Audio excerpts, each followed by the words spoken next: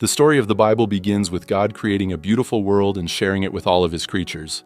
He appoints Adam and Eve to rule it on his behalf and gives them access to his wisdom and life.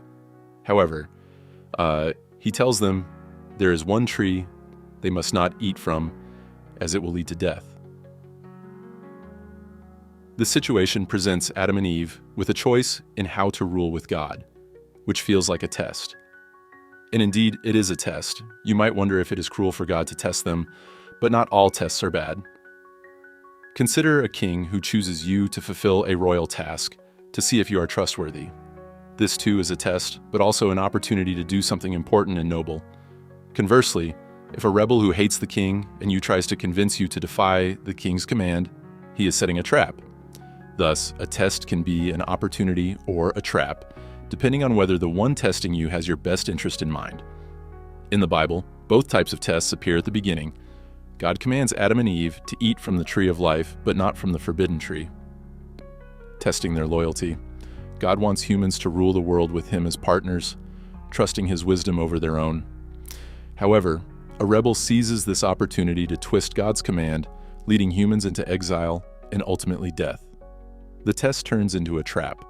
After Adam and Eve fail, God promises that one day, a human will come who will pass the test and defeat the snake.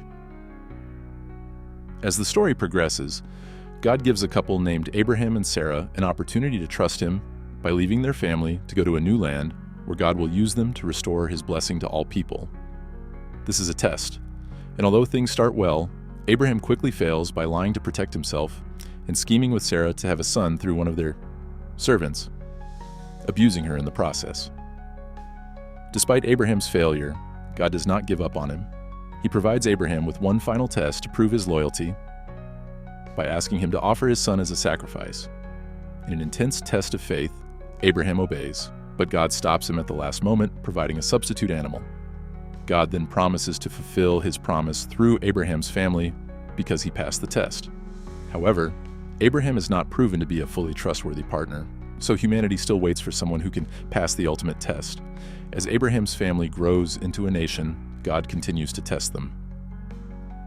During their 40 years in the wilderness, the Israelites have many opportunities to trust God for provision, but instead blame him, even accusing him of trapping them in the desert to kill them. This pattern of distrust and disloyalty continues throughout Israel's story in the Hebrew Scriptures, ultimately leading to the nation's failure. Despite humanity's failures, the story moves forward to Jesus. Jesus faces a test in the wilderness for 40 days and nights without food or water, where a sinister creature tries to trap him. Jesus trusts in God's wisdom and passes the test. Later, as he prepares to go to Jerusalem and give up his life, Jesus prays with his friends in a garden, referring to this moment as the great test. He prays, "Please let this test pass for me, but not my desire. Rather, may your desire be done." In this garden, Jesus exemplifies passing the test by trusting God's wisdom, loving others more than himself, and confronting evil with good, even at the cost of his life. Jesus offers his life as a sacrifice to cover for all the failed tests of Israel and humanity, passing the ultimate test on our behalf. While this is amazing, it doesn't mean everything will be perfect in our lives. We will face our own tests daily, as Jesus said every generation of his followers would. These tests, though difficult and often painful, are opportunities. James, a leader in the early Jesus movement, encouraged believers to be grateful for tests and trials because they offer the gift of surrendering to God's wisdom and becoming more like Jesus, the one who loved us and passed the test on our behalf. Jesus offers his life as a sacrifice to cover for all the failed tests of Israel and humanity, passing the ultimate test on our behalf. This act of self-sacrifice is central to the Christian faith, signifying that Jesus bore the consequences of humanity's sins and failures, thereby offering redemption and reconciliation with God. Jesus' perfect obedience and trust in God, even unto death, demonstrate the ultimate act of love and loyalty. While Jesus' sacrifice is profound and transformative, it doesn't mean that everything in a believer's life will be perfect or free from challenges. Jesus taught that his followers would face their own tests and trials, just as he did. These tests can take many forms, such as personal struggles, moral dilemmas, or difficult circumstances. For example, consider a modern-day scenario where a person is faced with the temptation to lie or cheat to advance in their career. This situation presents a test of character and integrity.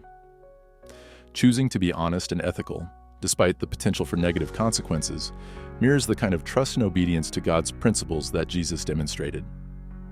James, a leader in the early Jesus movement, highlighted the importance of viewing these tests positively. He encouraged believers to be grateful for trials because they offer opportunities to develop a deeper trust in God and to grow spiritually. James 1:2-4 says, "Consider it pure joy, my brothers and sisters, whenever you face trials of many kinds, because you know that the testing of your faith produces perseverance. Let perseverance finish its work, so that you may be mature and complete, not lacking anything." This perspective shifts the focus from the difficulty of the test to the potential for growth and maturity that it brings. By facing tests with faith and trusting in God's wisdom, believers can become more like Jesus. They learn to rely on God's strength rather than their own, developing qualities such as patience, resilience, and a deeper love for others.